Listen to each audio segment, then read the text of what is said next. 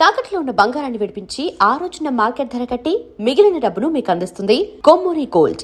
So మీరు అంటే అనిల్ రావిపూడి గారు ఆ ఎమోషన్ పట్టుకున్నారని చెప్పారు. సో నాకు ఆ వర్డ్ కోసం నేను అడిగింది. అయితే నాకు ఒక ఎగ్జాంపుల్ కావాలి. అంటే మనం ఇందాకే మాట్లాడాం, ఈ పిసినారితనం కాదు, ఇది ఒక మైండ్ సెట్ అని చెప్పి.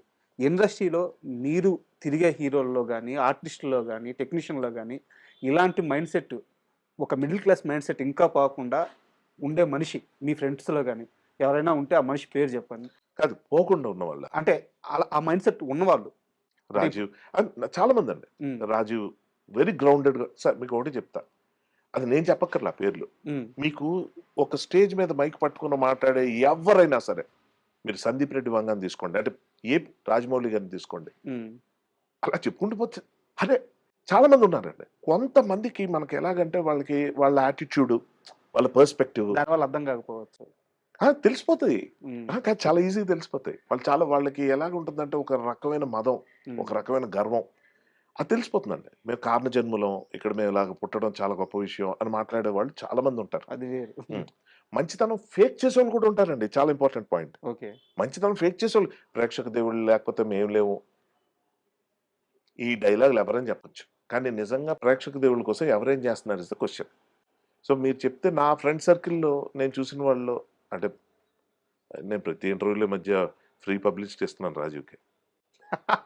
నేను ఇచ్చే పబ్లిసిటీతో పనే ఉంది, కానీ మా మా బ్యాచ్లో సూపర్ స్టార్, మెగాస్టార్, ఉమ్, లవ్లీ పర్సన్, అంటే చాలా గ్రౌండెడ్గా ఉండేవాళ్ళు మీరు గుర్తుపట్టేచ్చు సార్, నేను చెప్పక్కర్లా. చాలా మంది ఉన్నారు. హీరోస్లో చూసుకుంటే నితిన్ గాని, విజయ్ దేవరకొండ, నాని గారు, ఉమ్, ఉమ్. ఎవరన్నా. సో నాకు తెలిసి ఈ ఎగ్జాంపుల్స్ అన్నిటినీ లెక్కేసుకుంటే అనిల్ రావిపూడి అన్న వ్యక్తి మిడిల్ క్లాస్ మెంటాలిటీని బాగా క్యాప్చర్ చేసేటది సక్సెస్కి ఫార్ములా అని నేను అనుకుంటున్నాను. Super super. అండ్ ఇప్పుడు మీరు అడిగిన నెక్స్ట్ క్వశ్చన్ దాని కంటిన్యూషన్. సో అది ఆ మనుషులు చూస్తాను అర్థమైపోతుందండి మనకి, నేను చెప్పక్కర్లేదు ప్రత్యేకించి. అండ్ ఈ ఇంటర్వ్యూకి మీరు వస్తున్నారు అనగానే నేను ఒక వ్యక్తి గురించి పర్టికులర్గా మీతో మాట్లాడాలని అనుకున్నాను. మా జర్నలిస్ట్, మా టీఎన్ఆర్. ఆహా, పరిధి లేని ప్రేమలో మునిగి తేలనా, మనసులో మౌన కీర్తనం, కనులలో ప్రమద నర్తనం, హరవిరిసినది నిశిలో తొలి కార్తీకం. వా, మా టీఎన్ఆర్ గారితో మీకున్న అసోసియేషన్, అంటే ఆ ఇంటర్వ్యూ ఎంత వైరల్ అయిందో, దాంట్లో మీరు మాట్లాడుకున్న మాటలు ఎంత వైరల్ అయినాయో, ఆ ఇంటర్వ్యూ ఎలా జరిగిందో కూడా మాకు ఆఫీసులో కథలు కథలుగా చెప్తారు. సో ఆయన పోయిన తర్వాత ఆ స్థానం అలాగే ఉండిపోయింది. ఇప్పటికీ ఆ స్థానాన్ని ఫిల్ చేసే వాళ్ళు రాలేదు, ఇప్పటికీ అలాగే ఉంది. సో టీఎన్ఆర్ గారు చనిపోయారన్న వార్త మీకు తెలిసినప్పుడు ఎలా ఫీల్ అయ్యారు? అతని గురించి నేనేమి చెప్పగలను, ఎవరైనా ఏం చెప్పగలరో అవన్నీ మీరే చెప్పారు. ఒకళ్ళు భర్తీ చేయలేని స్థానం అండి అది. అసలు నిజంగా ఒక, అంటే ఇక్కడ టూ థింగ్స్ ఉన్నాయి. ఇంటర్వ్యూస్ అంటాం, పాడ్కాస్ట్ అని. ఇప్పుడు ఈ పాడ్కాస్ట్ సంబంధించి ఒక కల్చర్ తీసుకొచ్చిందే తను. సార్ తన ముందు నుంచి ఉన్నాయి, కానీ గంటలు గంటలు గంటలు గంటలు మాట్లాడుతూ, అంటే ప్రతి మనిషి దగ్గర ఉంటుందండి ఇది. Everybody has something to say. So ఆబ్వియస్గా ఇక్కడ నాకు ఆపర్చునిటీ వచ్చి, నా గురించి చెప్తాను, నాకు ఆపర్చునిటీ వచ్చినప్పుడు నాకు సంబంధించిన వాటిలో రెండు ఉంటాయి. ఒకటి డబ్బా కొట్టుకోవడం, సార్ నాకెంత తెలుసు అంత తెలుసు అంత తెలుసు. రెండోది ఒక తాపత్రయం. నా వీడియోస్ అన్ని సక్సెస్ అవ్వడానికి కారణం ఏంటంటే, నా వల్ల ఎవరికైనా ఏదైనా ఒక బెనిఫిట్ జరిగితే బాగున్న తాపత్రయం నాకుంది. ఎవరికి కావాలరా నీ సోది అనుకునే వాళ్ళు ఉంటారు, సర్లే ఏదో చెప్పాడులే ఇవన్నీ పాత విషయాలు అనుకునే వాళ్ళు ఉంటారు. కొంతమంది రిపీటెడ్గా పెట్టుకుని వాళ్ళ స్టేటస్లు కింద పెట్టుకునే వాళ్ళు కూడా ఉంటారు. కరెక్ట్. ఈ వాక్యాలు నాకు టీఎన్ఆర్ చెప్పాడు. ఇది అతిశయం కాదు. 25 ఎపిసోడ్ నుంచి నన్ను లిటరల్గా తరివాడు. ఒక కామన్ ప్లేస్లో ఒక మ్యూచువల్ ఫ్రెండ్ ఇంట్లో కలిసాం. అఫ్కోర్స్ ఒకరికొకరు తెలుసు, యాక్టర్గా నేను తెలుసు, తను నాకు ముందు ఎక్కడ పరిచయం, అదంతా. ఇలా కూర్చొని మాట్లాడుతున్నప్పుడు నేను టూ ఎక్స్ట్రీమ్స్ ఉంటాయండి. అతివృష్టి అనావృష్టి నాలో ఏంటంటే, అయితే చాలా సైలెంట్గా ఉంటా, ఒక్క మాట మాట్లాడను మీరు 10 మందిలో ఉన్నప్పుడు, లేదా నేను ఒకటి మాట్లాడుతుంటా. సార్ అంటే కంటెంట్ బట్టి, మనం బోర్ కొడితే లేకపోతే టాపిక్ డైవర్ట్ అయితే ఎవరైనా ఆపేస్తారు కదా. చెప్పచ్చేది ఏంటంటే, ఇవి పట్టుకున్నాడు. ఒక సందర్భంలో, ఓ 4 సందర్భాల్లో చూసి, భయ్యా మీతో లాస్ట్ టైం నేను లాస్ట్ 4-5 టైమ్స్ ఈ క్వశ్చన్స్ ప్రిపేర్ చేశాను. ఒక క్వశ్చన్ ఇది చూపించాడు. ఏంటిది అన్న? మీ ఇంటర్వ్యూకి ఇది నేను పెట్టుకుంటాను, ఇవి అడుగుతాను. ఎప్పుడు విన్నాడు, ఏమి రాశాడు నాకేం అర్థం కాల. నాకు ముచ్చటేసింది ఏంటంటే, ఇంత తపన పడతాడు ఈయన. ఒక యాక్టర్‌ని ఇంటర్వ్యూ చేయడం ఎంతసేపు సార్? మీకు తెలియదు కాదు ఇది. సార్ మీరు ఫస్ట్ సినిమా ఎలా చేశారు? మీరు ఎక్కడి నుంచి వచ్చారు? మీకు యాక్టింగ్ మీద ఇంట్రెస్ట్ ఎలా ఉంది? అడగండి, ఒక్కొక్కడు ఒక ఇంట్రెస్టింగ్ స్టోరీ చెప్తాడు. అవునవును. కానీ మెజారిటీ ఆఫ్ ద పీపుల్ నీకు ఎందుకురా అవసరమా? ఇవన్నీ ఎందుకు దొబ్బుతున్నావు మమ్మల్ని అని చెప్పి ఇక్కడున్న వచ్చే ఇన్వైటీస్‌ని అనుకోవటం కూడా జరిగే అంత దారుణమైన పరిస్థితులు ఉంటాయి మామూలుగా. టీఎన్ఆర్ ఇంటర్వ్యూస్‌లో ఇది ఎక్కడ చూడలేదు సార్ నేను. నాది ఎంత 4 అవర్సో, 3 అవర్సో అవును. ఏదో ఎక్కువ ఉంటది. దాన్ని 2 పార్ట్‌ల కింద డివైడ్ చేసేసాడు. సార్ ఒకసారి నేనేదో వీడియో చేశా కాస్టింగ్ కౌచ్ గురించి.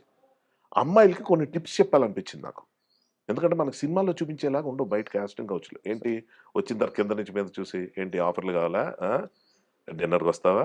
ఏదో ఒకసారి బికినీ వేసుకొని ఇలా ఉండదండి. ఇలా ఉండదు. చాలా స్మూత్‌గా. స్మూత్ అంటే మీరు ఊహించలేరండి. అవన్నీ ఆ వీడియోలో చెప్పా.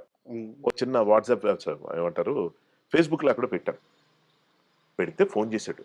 భయ్యా నీ ఫోన్ కన్నా మనది బెటర్ క్వాలిటీ కెమెరా ఉంది, స్టూడియో ఉంది. నేను కూడా అక్కడ కూర్చుంటా. అది వద్దంటే పక్కకెళ్ళిపోతా. ఏం చెప్పాలనుకుంటున్నావు చెప్పేసి. ఎందుకంటే మైండ్ దుబ్బింది నాకు నీ కంటెంట్ చూసాక. అది ఫేస్‌బుక్‌లో ఎంతమంది 50 మంది, 60 మంది చూస్తారు. పోనీ మించిపోతే 200. ఎంతమందికి ఇది హెల్ప్ అవుద్దో నువ్వు రా చెప్తానని చెప్పి. శ్రీరెడ్డి మూవ్‌మెంట్ అది స్టార్ట్ అయినప్పుడు దానికి సంబంధించిన దాంట్లో నేను ఒక ఆల్మోస్ట్ అదొక 1.5 అవర్స్ ఎంతో 1 అవర్ జనరల్ క్వెషన్స్ కూడా వచ్చాయి కాబట్టి కొంచెం లెంగ్త్ ఎక్కువ. బట్ చెప్పాలండి. దాన్ని పట్టుకుంటాడాయన. అది పట్టుకొని దాన్ని ఎలా డిజైన్ చేసి ఎలా పెట్టాడో అన్నది నాకే తెలుసు. ఇది కాదు ఒకటే చెప్పాలి. నేను సిగ్గుపడుతుండేవాడిని. నేను ఏదైనా అచీవ్ చేయాలి, ఒక మంచి సినిమా అప్పుడు నేను డైరెక్ట్ చేసిన నా ఫస్ట్ ఫిల్మ్ ఏదైతే స్ట్రక్ అయిపోయిందో అందులో అతను ఉన్నాడు. అన్ని శ్రీముఖి గారు. శ్రీముఖి లీడ్‌గా యాక్ట్ చేసిన మూవీలో. అది గాని రిలీజ్ అయ్యే రోజు టీఎన్ఆర్ మళ్ళీ ఆడియన్స్ చూడొచ్చు. వావ్! అదొక్కటే తృప్తి నాకు. నిజంగా మళ్ళీ టీఎన్ఆర్‌ని కదులుతూ మళ్ళీ మనం చూడొచ్చు. ఆ సినిమా చెప్పొచ్చేది ఏంటంటే ఆ టైం నుంచి నేను అంటుండేవనమాట. నా సినిమా ఒకటి ప్లాన్ చేస్తున్నాను. అది రిలీజ్ అయిన తర్వాత చేద్దాం. ఇప్పుడు ఏం మాట్లాడతాం అని నేను. మీకు తెలీదు సార్, మీరు మాట్లాడే దాంట్లో ఎంతమందికి హెల్ప్ అయ్యేది ఉంటదని నా వీక్‌నెస్ మీద కొట్టాడు. కామెంట్స్ చూస్తుంటానండి భయంగానే. మొన్న ఎప్పుడో ఏదో నువ్వు తాగుతావా అని అడిగిన దానికి నేను ఏదో చెప్పిన దానికి ఒకళ్ళిద్దరు నువ్వు ఎంత తాగితే ఎందుకు చెప్పడం బయట ఎవరినైనా ఇన్‌ఫ్లుయెన్స్ పైగా నాకేదో 100 మంది రిలేషన్‌షిప్ అని అది ఫార్మ్ అయిన క్వెషన్ వేరు. అంటే ఆడియన్స్ తీసుకునే తీరు చెప్తున్నాను. అన్నాడు భయ్యా అదేంటిది ఓ 100 మందితో అని మాట వరుసకి ఆ లైన్ కూడా అంట. మాట వరుసకు 100 మంది అనుకోండి అంట. ఎందుకు? ఇందాక నేను చెప్పాను చూడండి 10 లక్షలు, 5 లక్షలు ఆ యాక్యురేట్ నెంబర్స్ కాదు. ఒక ఇంపాక్ట్ కోసం ఒక నెంబర్ చెప్తుంటాం. అది చెప్పినప్పుడు తను అందరితో మీకు రిలేషన్‌షిప్స్ ఉన్నాయా ఫిజికల్‌గా అంటే అంటే ఉన్న వాళ్ళ గురించి చెప్తున్న దాంట్లో అందరితో ఎందుకు ఉంటాయి? అది మనం తర్వాత ఎక్స్‌ప్లెయిన్ చేయలేం. అది వేరేగా అర్థమైపోయింది. అంటే అన్నా అన్న అది చాలు. మీకు దాన్ని ఏమంటారు యూట్యూబ్ హెడ్డింగ్స్ వాటిని ఏమంటారు? థంబ్‌నెయిల్స్. జీవితాలు నాశనం చేయొచ్చండి థంబ్‌నెయిల్స్‌తో. అంటే మీవి అవే ప్లాట్‌ఫార్మ్స్ మీవి అవే ఎవరు రాస్తారో తెలియదు కానీ మన దగ్గర ఉండదు సార్. మీ దగ్గర ఉండదు. అంటే ఉండుంటే నేను ఇలా మాట్లాడేవాడిని కాదు. ఉంటే ఇది పార్ట్ ఎడిట్ కూడా చేసేయగలను. బట్ ఇది చెప్పాలని కోరిక ఏంటంటే థంబ్‌నెయిల్స్ చూసి మా మదర్ ఎన్నిసార్లు ఇన్‌ఫ్లుయెన్స్ అయ్యారు. నా గురించి కాదు. ఇంకా అవేం రాలా. ఈ 100 మంది అఫైర్ ఉంది ఇవన్నీ మా మదర్ ఇంకా చూడలే. అఫ్కోర్స్ ఆవిడకి నా గురించి ఆవిడకన్నా బాగా ఎవరు తెలుసు. అది కాదు కానీ ఏంట్రా ఇలా పెట్టారు ఎవరైనా ఏదైనా థంబ్‌నెయిల్స్ చూసి రియాక్ట్ అవుతారు సార్. షాకింగ్ థింగ్ చెప్పనా అది చూసి వచ్చేస్తారు సార్ జనం కమెంట్స్‌కి. ఎందుకంటే చూడరు వీడియో చూడరు అంత ఓపిక ఉండదు. ఇదే కదా అని ఉంటాడు టక అని. నెగిటివిటీ అన్నది ఎంత ఉంటుందో చెప్పేటప్పుడు టీఎన్ఆర్ తీసుకునే జాగ్రత్తలు ఉండేవండి. ఆ రోజుల్లో ఎక్స్‌ప్లాయిటేషన్ పీక్స్. నాకు పెళ్లి అయిపోయిందని మన యాక్టర్ సత్యకృష్ణన్‌తో. మీ నటుడు హర్షవర్ధన్ వైఫ్ ఎవరో తెలుసా? టీఎన్ఆర్ చూపించాడు ఫస్ట్ అది. భయ్యా ఏంటి ఇలా వచ్చిందని. మీ ఫీల్డ్ బాబు అది. ఇప్పటిదాకా ఏ కాంట్రవర్సీ లేకుండా ఏదో మిడిల్ క్లాస్ మ్యాన్ లా బతికేస్తాను అనుకున్నాను. ఇదేంటిది కాంట్రవర్సీ అంటే మంచిదే కాదు. నాకు ఇప్పుడు గ్లోరిఫికేషన్ గ్లామరస్‌గా ఉంటది. నీకు ఏంటి గ్లామరస్‌గా ఉండేది? ఆమెనా అన్‌మ్యారీడా? లేకపోతే నాకే అమ్మాయి మీద ఏమైనా క్రష్ ఉందా? మ్యారీడా? భర్త పరిస్థితి ఏంటో, పిల్లల పరిస్థితి ఏంటి? ఆమెకి ఫోన్ చేశా ఈ సందర్భంలో. సత్యకృష్ణ ఫోన్ చేసి అడిగితే ఎవరు పాపాన పోతారు వదిలేండి అన్నా. నీ స్పోర్టినెస్ కాదమ్మా నాకు ఇక్కడ ఎఫెక్ట్ అయిపోతుంది. నాకున్న రిలేషన్‌షిప్స్ నాకున్న గర్ల్ ఫ్రెండ్స్ నువ్వు పెళ్ళైందా? నువ్వు సింగిల్ అనుకున్న అబద్ధం ఆడినట్టు అవుతుంది, మోసం చేసినట్టు అవుతుంది, వదిలేయండి అని ఆమె నరకం చూస్తా. అంటే టు సమ్మిట్ అప్, తమ్నైల్స్ ఇచ్చే ఎఫెక్ట్ కానీ ఇంటర్వ్యూస్ చేసేటప్పుడు తీసుకునే జాగ్రత్తలు, ఇప్పుడు మీరు అంత బాగా నాకు మీరు అంటే ఇది మీకు అర్థమవుద్ది నేను ఏం చెప్పదలుచుకున్నానో. మీరు ఒక మాట అన్నారు, ఇది థర్డ్ పర్సన్ సంబంధించింది, మీరు ఇష్టమైతే ఆన్సర్ చేయండి లేకపోతే లేదని ఇందాక సార్. అనిల్ రాపుడు గారు. అవును. ఈ డిస్క్లైమర్ తను ఇచ్చేవాడు సార్. ఉమ్. ఇప్పుడు మీ సెక్షువల్ లైఫ్ ఎలా ఉంది అని అడగాలి తను. ఎందుకు సింగిల్ గా ఉంటున్నావు కదా ఏంటి నీ పరిస్థితి అని. తను అన్నాడు